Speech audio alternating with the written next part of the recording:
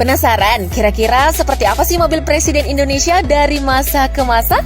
Berikut ulasan tentang transformasi mobil kepresidenan Indonesia dari Soekarno sampai Jokowi.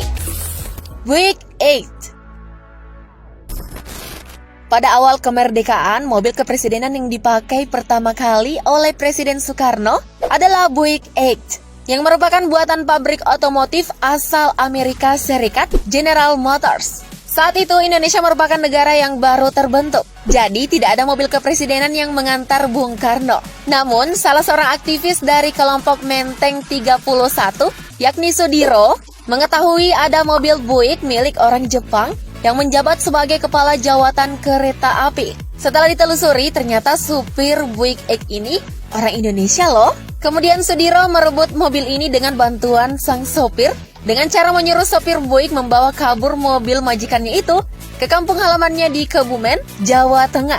Nah, mobil inilah yang digunakan Presiden Soekarno untuk dinas kemanapun.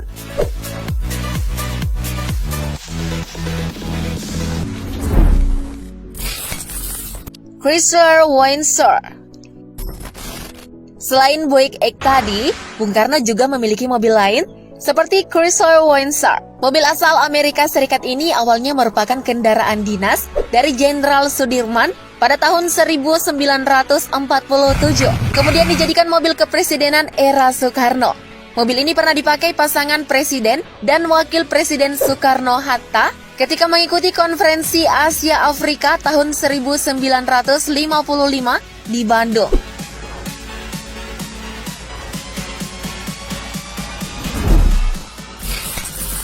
Chrysler Imperial.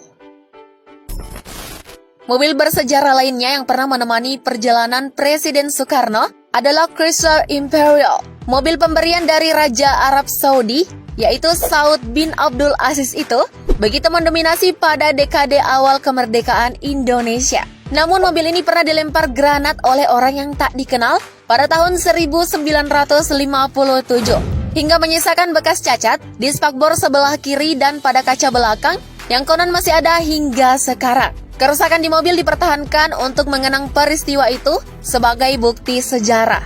Ketika Presiden Soekarno menjemput anak-anaknya yang bersekolah di perguruan Cikini, mobil ini selamat dari ledakan granat dan salah seorang penumpangnya kemudian menjadi Presiden Indonesia, yaitu Megawati Soekarno Putri. Kisahnya cukup mengerikan ya, Technolovers. Syukurlah keberuntungan masih memihak ke Bung Karno dan anak-anaknya.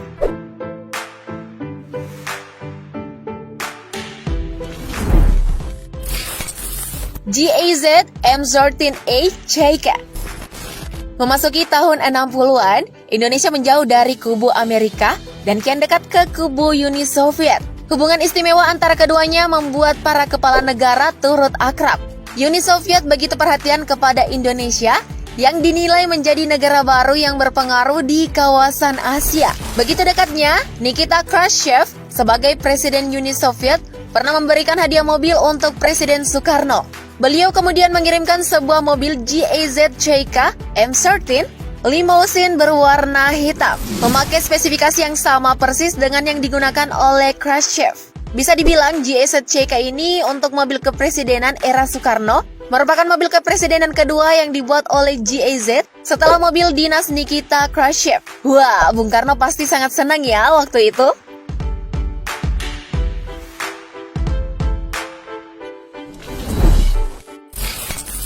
Cadillac Fleetwood 75 Limousine. Cadillac Fleetwood menjadi mobil kepresidenan era Soekarno yang terakhir. Desainnya panjang sebagaimana limousin pada umumnya, dan banyak sudut tajam yang menandakan bila mobil ini merupakan buatan Amerika.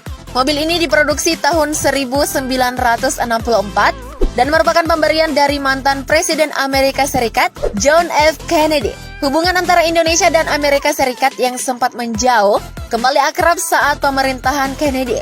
Amerika memberi banyak bantuan kepada Indonesia. Cadillac Fleetwood 75 ini juga sebagai simbolisasi keakraban Kennedy dan Soekarno. Cadillac Fleetwood ini lebih difungsikan sebagai mobil kenegaraan, seperti untuk menjemput tamu negara atau acara-acara resmi. Persahabatan kedua kepala negara ini memang patut diacungi jempol. Iya kan, Technolovers?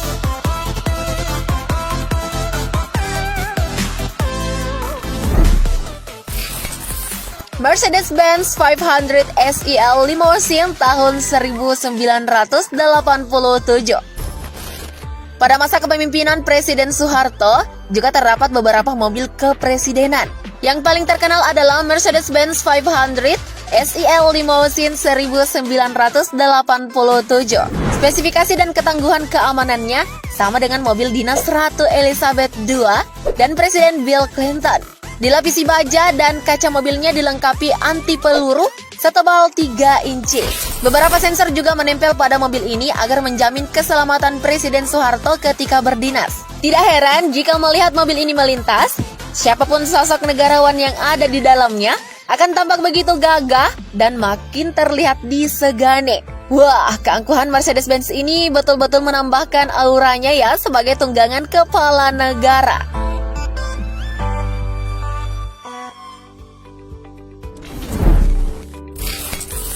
Mercedes-Benz S600 tahun 1994.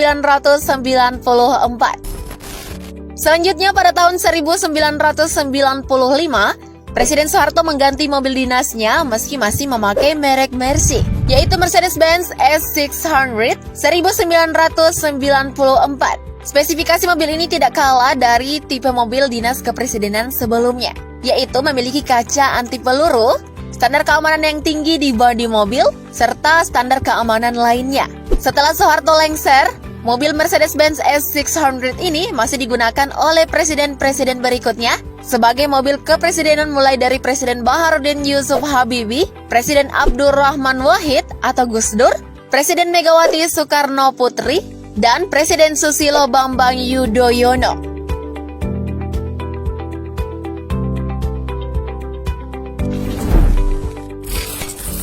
Mercedes-Benz S600L tahun 2008. Pada periode keduanya, Presiden Susilo Bambang Yudhoyono menggunakan Mercedes-Benz tipe S600L model W221 keluaran tahun 2008. Mobil ini masih dapat kita lihat melenggang di jalan ibu kota. Mercy S600L S-Guard ini mampu menahan tembakan dari senapan hingga serpihan ledakan bom. Tentunya berbagai fitur pun sudah tersedia seperti koneksi internet, climate control, 4-zone AC, individual TV, hingga tabung oksigen untuk bertahan dari serangan gas beracun.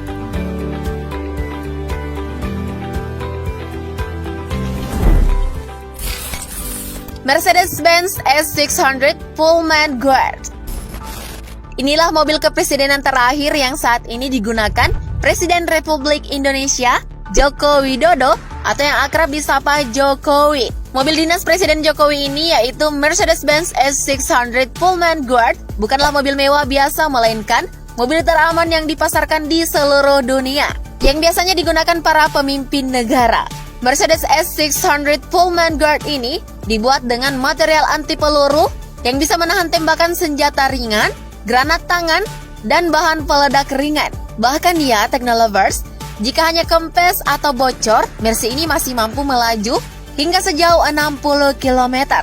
Selain itu, mobil ini juga dilengkapi dengan sistem pemadam kebakaran otomatis yang mampu mengunci penyebaran api. Untuk kondisi darurat, mobil ini memiliki fitur pengaturan udara segar, sistem kontrol pneumatik untuk membuka jendela secara elektronik, serta panic alarm system jika ada ancaman keamanan.